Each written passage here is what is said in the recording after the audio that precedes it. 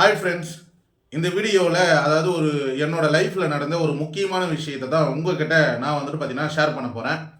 ஒன்றும் இல்லைங்க, நான் பார்த்தீங்கன்னா ஒரு நாள் என்னோட வீட்டில் நான் ஆஸ் யூஷுவல் உக்காந்துட்டு இருந்தேன். அப்போ பார்த்தீங்கன்னா சடனாக என் மேலே ஒரு பல்லி ஒன்று விழுந்துடுச்சு. அப்போ வீட்டில் நான் பெரியவங்க கிட்ட இது சம்மந்தமாக பேசும்போது அவங்க என்ன சொன்னாங்க, எந்த சைடு விழுந்துச்சு, தண்ணி தெளிச்சியா அப்படின்லாம் கேட்டாங்க. அப்புறம் பயந்தாங்க. சரி, ஓகே, எனக்கும் ஒரு பயம் இருந்துச்சு. ஏன்னா இவங்க பார்த்தீங்கன்னா அதாவது வீட்டில் இருக்கிற பெரியவங்க கொஞ்சம் யோசிச்சு செய்யும்போது எனக்கும் ஒரு பயம் இருந்துச்சு. அப்போ பார்த்தீங்கன்னா நான் சரி என்ன பண்ணலாம் அப்படின்னு சொல்லிட்டு யூடியூப்பில் சர்ச் பண்ணி பார்த்தேன். யூடியூப்பில் நிறையா பேர் நிறையா விதமான விஷயங்களை பகிர்ந்து கொண்டாங்க. அதாவது பார்த்தீங்கன்னா இந்த பள்ளி மேலே விழுந்துடுச்சுன்னா சாஸ்திர சமுதாயப்படி என்ன பண்ணணும் அப்படின்றதெல்லாம் சொல்லியிருந்தாங்க. ஆக்சுவலாக பார்த்தீங்கன்னா பல்லி மேலே விழுந்துடுச்சுன்னா ஏதாவது ஆபத்து வருமா, இல்லை ஆபத்து தானே இது நம்ம எடுத்துக்க முடியும், இல்லை நல்ல விஷயம் ஏதாவது வருமா அப்படின்லாம் மாதிரி கேள்விகள் நிறையா இருக்குது.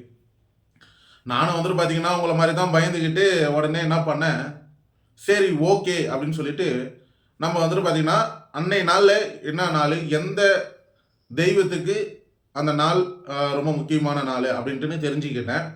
அதுக்கப்புறம் நம்மளோட குலதெய்வ வழிபாடை பார்த்தீங்கன்னா அதாவது குலதெய்வத்தை வேண்டிக்கிட்டேன். இப்போ பார்த்தீங்கன்னா இன்னைக்கு ஞாயிற்றுக்கிழமை விநாயகருக்கு ரொம்ப உகந்த நாள் அப்படின்வாங்க. திங்கட்கிழமை, செவ்வாய்க்கிழமை, அவர் வியாழக்கிழமை சாய்பாபாவுக்கு உகந்த நாள்னுவாங்க. செவ்வாய்க்கிழமை பார்த்தீங்கன்னா இந்த மாதிரி ஒவ்வொரு கிழமையிலையும் ஒவ்வொரு சாமிக்கு உகந்த நாள் இருக்குது. அதே மாதிரி உங்கள் குலதெய்வத்தையும் நீங்கள் வழிபாடு அதாவது தெய்வத்தையும் வேண்டிக்கணும் அப்படின்னு சொல்லிட்டு சொன்னாங்க. நானும் செஞ்சேன். ஆக்சுவலாக இது பார்த்தீங்கன்னா பள்ளி மேலே வந்ததால் என்ன ஆகும், நல்லதா கெட்டதான்னு தெரியல, ப்ளஸ் ஆர் மைனஸும் எனக்கு தெரியல. ஆனால் நான் பண்ணது என்னன்னு பார்த்தீங்கன்னா அன்னைக்கான எனக்கு அதாவது அடுத்த நாள் தான் எனக்கு ஒரு விஷயம் புரிஞ்சுது. ஏதோ ஒரு மைனஸ் மட்டும் என்னை தேடி வருதுன்றதை மட்டும் நான் புரிஞ்சுக்கிட்டேன். அது எதுவானாலும் இருக்கலான்ட்டுன்னு. ஆனால் அடுத்த நாளில் நான் புரிஞ்சுக்கிட்டேன்.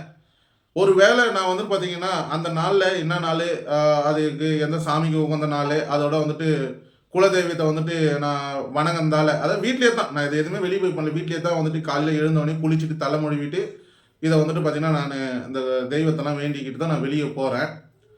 சரி ஓகே, எனக்கு சொல்லணும்னு தோணுச்சு, நான் சொல்லியிருக்கேன். இது சம்மந்தமாக உங்களுக்கு என்ன டவுட் இருந்துச்சுன்னா கமெண்ட் செக்ஷனில் சொல்லுங்கள். நம்ம நெக்ஸ்ட் வீடியோவில் டீட்டெயிலாக பேசலாம்.